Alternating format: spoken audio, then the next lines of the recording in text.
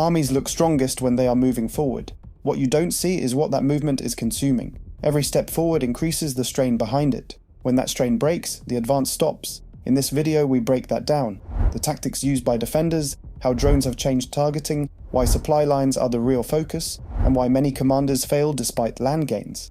Combat is a consumption problem. Every minute at the front, your force is burning through fuel, ammunition, food, spare parts, and medical supplies. None of that stops between engagements. A fed soldier fights, a hungry soldier starts thinking about home, a starving soldier stops following orders. Food is not a comfort or luxury. Lose supply, lose the war. Something most people often forget is that roughly 70% of a military force exists purely to keep the other 30% fighting. Drivers, mechanics, warehouse personnel, fuel handlers, medical staff.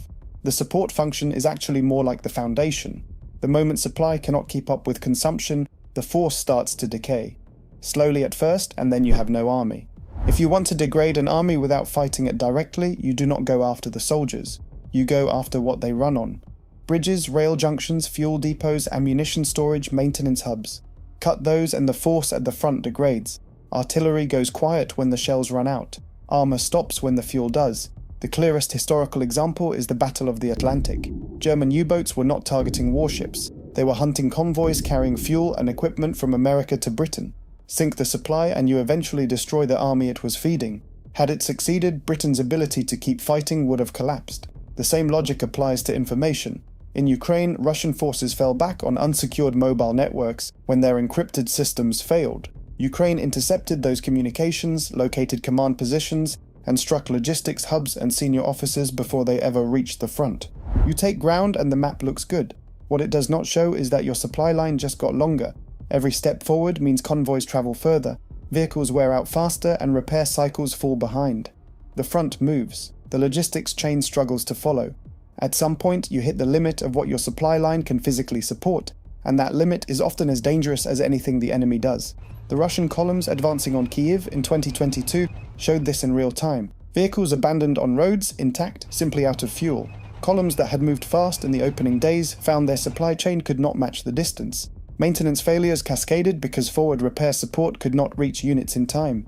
Within days, footage of stored armoured columns was spreading across the world. An army that looked intimidating on paper, visibly struggling to sustain its own advance. Meanwhile, the defender's situation improves with every step back. Lines shorten, depots get closer, reinforcements arrive faster. The attacker's problem grows. The defender's shrinks. That dynamic does not decide every war, but when logistics fails to keep pace with ambition, it has a habit of deciding the outcome regardless of everything else. One of the most dangerous phases in warfare is the gap between when an army is functionally finished and when it actually stops. A force can be logistically broken, out of fuel, critically low on ammunition, maintenance failing, and still be moving, still fighting, still appearing dangerous. The soldiers at the front do not see the full picture. Units keep pushing because that is what they are trained to do. Commanders keep issuing orders because stopping feels like defeat. From the outside, it still looks like a functioning army. From the inside, the system has already failed. Barbarossa's final months had this quality. German units continued conducting operations they no longer had the logistical base to sustain, fighting forward on momentum and discipline even after the supply chain behind them had effectively collapsed. Recognizing this window matters both ways. If you are that army, continuing to attack can destroy what little combat capability you still have left.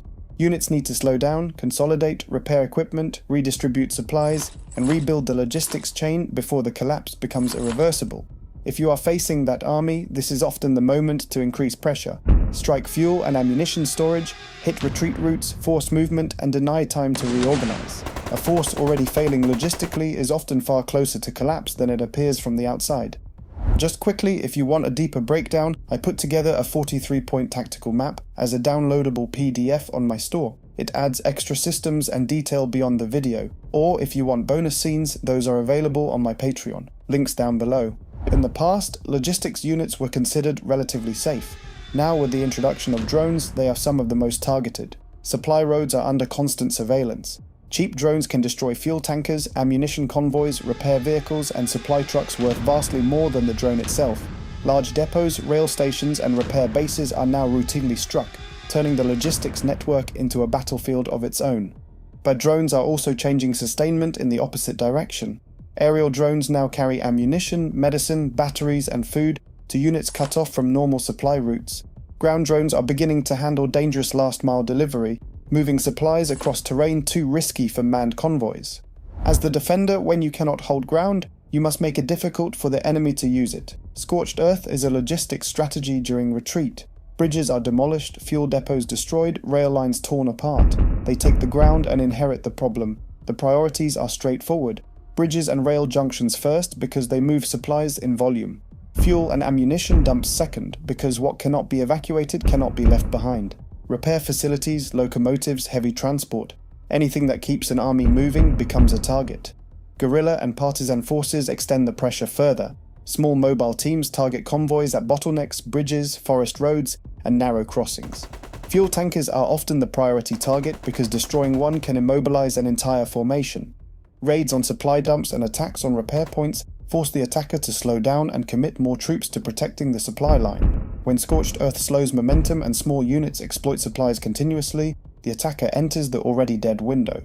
Armies rarely collapse because of one mistake. More often, the system fails through small decisions repeated under pressure. Outrunning the supply line is the most common. Momentum feels too good to stop, the advance continues past what logistics can support, and the force that was winning gradually loses the ability to attack at all. Concentrating supplies in large depots is convenient until a single strike eliminates weeks of stockpile in minutes. Smaller dispersed locations mean losing one is painful but survivable. Commanders who treat logistics as someone else's problem assume supply will follow automatically. The units that move fastest are almost always the ones whose commanders understood their supply situation as well as their tactical one. Maintenance gets skipped because stopping feels like losing time. Minor faults become catastrophic failures at the worst moments. Predictable resupply routes get targeted. A convoy running the same road at the same time is eventually a strike waiting to happen. The enemy watches patterns and acts on them.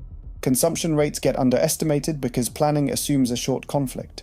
Stockpiles that looked sufficient on paper disappear within weeks of sustained fighting. Food and water get pushed behind ammunition.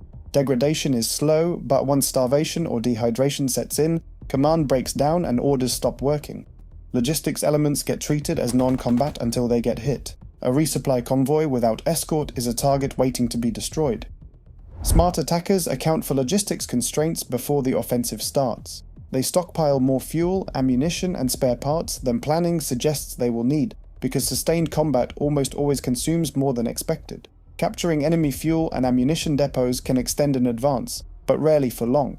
Different calibers, incompatible fuel, and deliberate destruction by the defender make captured supplies unreliable. Useful when available, dangerous to depend on.